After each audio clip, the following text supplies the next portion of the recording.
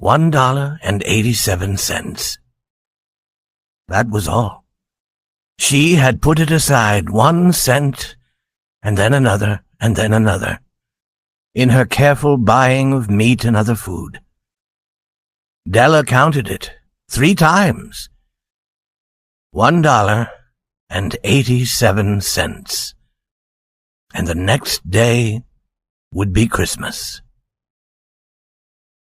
There was nothing to do but fall on the bed and cry. So Della did it. While the lady of the home is slowly growing quieter, we can look at the home. Furnished rooms at a cost of $8 a week.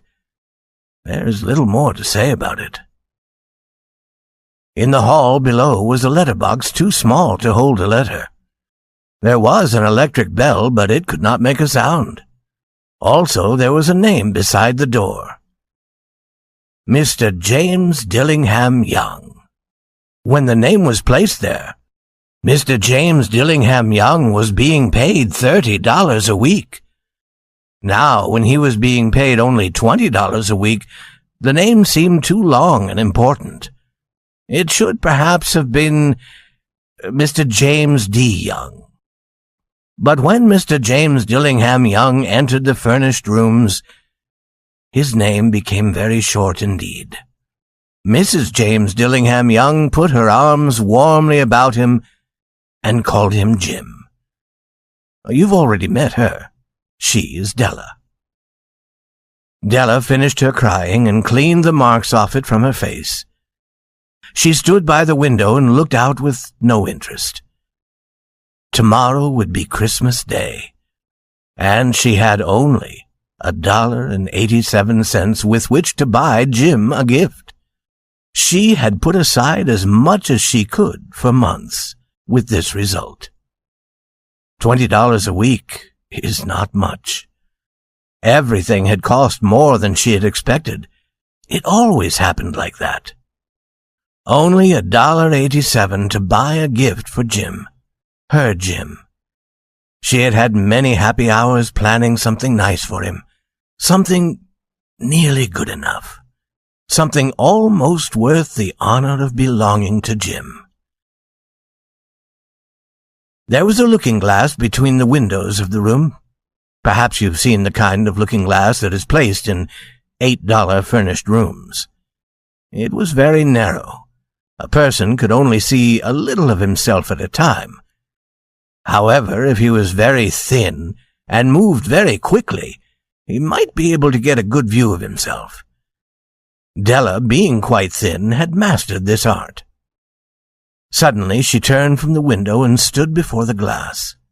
Her eyes were shining brightly, but her face had lost its color. Quickly she pulled down her hair and let it fall to its complete length. The James Dillingham Youngs were very proud of 2 things which they owned. One thing was Jim's gold watch. It had once belonged to his father, and long ago it had belonged to his father's father. The other thing was Della's hair. If a queen had lived in the rooms near theirs, Della would have washed and dried her hair where the queen could see it. Della knew her hair was more beautiful than any queen's jewels and gifts. If a king had lived in the same house with all his riches, Jim would have looked at his watch every time they met. Jim knew that no king had anything so valuable. So now Della's beautiful hair fell about her, shining like a falling stream of brown water. It reached below her knee. It almost made itself into a dress for her. And then she put it up on her head again, nervously and quickly. Once she stopped for a moment and stood still, while a tear or two ran down her face. She put on her old brown coat. She put on her old brown hat. With the bright light still in her eyes, she moved quickly out the door and down to the street. There she stopped. The sign said, Mrs. Sofroni, hair articles of all kinds. Up to the second floor Della ran, and stopped to get her breath.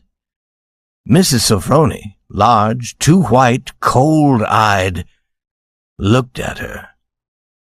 Will you buy my hair? Asked Della. I'd buy hair, said Mrs. Sofroni. Take your hat off and let me look at it. Down fell the brown waterfall. $20, said Mrs. Sofroni, lifting her hair to feel its weight. Give it to me quick, said Della. Oh, the next 2 hours seemed to fly. She was going from one shop to another to find a gift for Jim. She found it at last. It surely had been made for Jim and no one else. There was no other like it in any of the shops, and she had looked in every shop in the city. It was a gold watch chain, very simply made. Its value was in its rich and pure material. Because it was so plain and simple, you knew that it was very valuable. All good things are like this. It was good enough for the watch. As soon as she saw it, she knew that Jim must have it. It was like him, quietness and value. Jim and the chain both had quietness and value. She paid $21 for it, and she hurried home with the chain and 87 cents.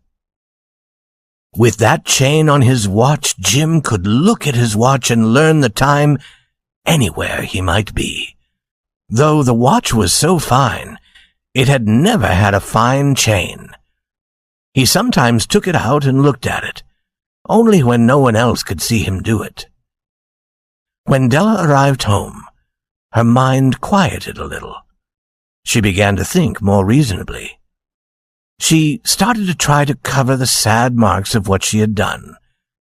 Love and large-hearted giving, when added together, can leave deep marks. It is never easy to cover these marks, dear friends. Never easy. Within 40 minutes, her head looked a little better.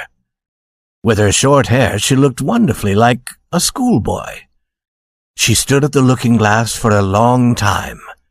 If Jim doesn't kill me, she said to herself, before he looks at me a second time, he'll say, I look like a girl who sings and dances for money. But what could I do? Oh, what could I do with $1.87? At 7, Jim's dinner was ready for him. Jim was never late. Della held the watch chain in her hand and sat near the door where he always entered. Then she heard his step in the hall, and her face lost color for a moment. She often said little prayers quietly about simple everyday things, and now she said, Please, God, make him think I'm still pretty. The door opened and Jim stepped in. He looked very thin, and he was not smiling. Poor fellow. He was only 22, and with a family to take care of. He needed a new coat, and he had nothing to cover his cold hands. Jim stepped inside the door. He was as quiet as a hunting dog when it is near a bird. His eyes looked strangely at Della, and there was an expression in them that she could not understand. It filled her with fear. It was not anger, nor surprise, nor anything she had been ready for. He simply looked at her with that strange expression on his face. Della went to him. Jim, dear, she cried, don't look at me like that. I had my hair cut off and sold it. I couldn't live through Christmas without giving you a gift. My hair will grow again. You won't care, will you? My hair grows very fast.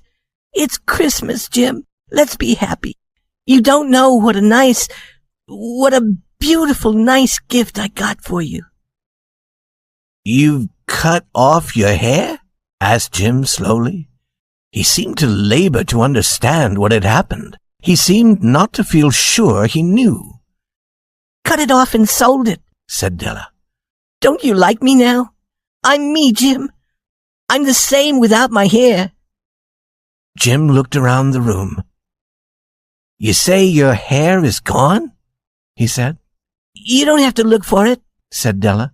It's sold, I tell you. Sold and gone, too. It's the night before Christmas, boy. Be good to me, because I sold it for you. Maybe the hairs of my head could be counted, she said. But no one could ever count my love for you. Shall we eat dinner, Jim? Jim put his arms around his Della. For 10 seconds, let's look in another direction. $8 a week, or $1 million a year. How different are they? Some may give you an answer, but it will be wrong. The Magi brought valuable gifts, but that was not among them. My meaning will be explained soon. From inside the coat, Jim took something tied in paper. He threw it upon the table. I want you to understand me, Del, he said. Nothing like a haircut could make me love you any less. But if you'll open that, you may know what I felt when I came in. White fingers pulled off the paper, and then a cry of joy, and then a change to tears. For there lay the combs that Della had seen in a shop window and loved for a long time. Beautiful combs with jewels, perfect for her beautiful hair. She had known they cost too much for her to buy them. She had looked at them without the least hope of owning them. And now they were hers. But her hair was gone. But she held them to her heart, and at last was able to look up and say, My hair grows so fast, Jim. And then she jumped up and cried, Oh, oh! Jim had not yet seen his beautiful gift. She held it out to him in her open hand. The gold seemed to shine softly, as if with her own warm and loving spirit. Isn't it perfect, Jim? I hunted all over town to find it. You'll have to look at your watch 100 times a day now. Give me your watch. I want to see how they look together. Jim sat down and smiled. Della, said he, let's put our Christmas gifts away and keep them a while. They're too nice to use now. I sold the watch to get the money to buy the combs. And now, I think we should have our dinner.